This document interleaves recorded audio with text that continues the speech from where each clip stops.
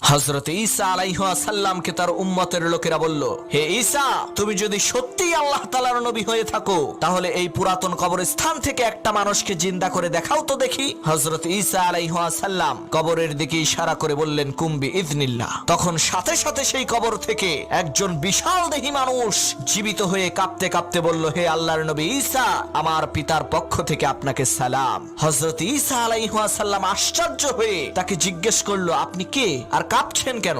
তখন সে বলল, আমি হযরত নূহ আলাইহিস সালামের পুত্র শাম। আমার পিতা আমাকে আগেই ভবিষ্যৎবাণী করে দিয়ে গেছে যে তুমি মৃত্যুবরণ করার ৪৫০০ বছর পর হযরত ঈসা আলাইহিস সালামের মুজিজার কারণে তোমাকে আবার জীবিত হতে হবে। আর আমি কাঁপছি এই কারণে ৪৫০০ বছর আগে আমি ইন্তেকাল করেছি, কিন্তু এখনো পর্যন্ত সেই কঠিন মৃত্যু যন্ত্রণা আমি অনুভব করছি। এখন যে আবার জীবিত হলাম, সেই কঠিন মৃত্যু যন্ত্রণা যাতে আমার আর না হয়।